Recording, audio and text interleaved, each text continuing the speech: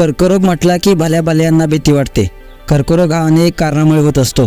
कर्करोगाचे एका विशिष्ट टप्प्यापर्यंत कर्करोग गेला तर त्यावर उपचार करणं अशक्य होऊन जातं.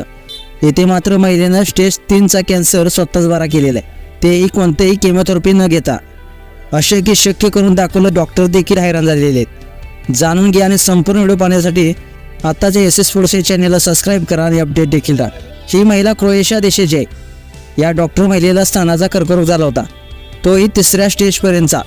या 49 वर्षीय महिलेला स्तनाचा कर्करोग झाल्यानंतर तिने अनेक वेळा केमोथेरपी घेतल्यानंतर स्टेज 3 कर्करोगाचा सामना केल्यानंतर तिने सामान्य कर्करोगाच्या उपचारापासून दूर राहण्याचा निर्णय घेतला व तिने स्वतः अनुभवी व्हायरोलॉजिस्ट म्हणून कॅन्सरवर उपचार करण्याच्या अनेक पर्यायी मार्ग शोधण्यास सुरुवात केली. त्यांनी ऑन्कोलायटिक व्हायरोथेरपीवर संशोधन केलं. व्हायरस वापरून कर्करोगाच्या पेशी नष्ट केल्या जातात आणि शरीराची रोगप्रतिकारशक्ती देखील सक्रिय केली जाते, ज्यामुळे ट्यूमरवर मात होऊ शकते. हे एक नवीन तंत्रज्ञान आहे, परंतु ते अद्याप स्तनाच्या कर्करोगासाठी रेग्युलेट केलेले नाही. डॉक्टर बीटा यांनी त्यांच्या कौशल्याच्या आधारे संबंधित विषाणूचे निर्माण आणि शुद्धीकरण कर्करोगाच्या उपचारासाठी वापर करण्याचे ठरवले.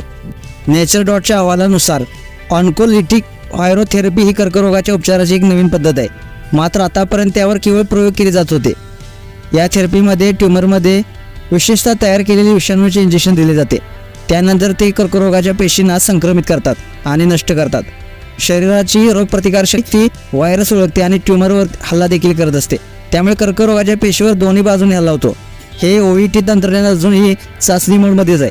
मात्र या 2 महिन्याच्या कालावधीतच या महिलेनं म्हणजे डॉक्टर बीटा यांनी विषाणूचे नमुने तयार केले आणि स्वतःवरच उपचार केले. त्याने लहानपणी झालेल्या गोवरच्या विषाणूचा वापर केला.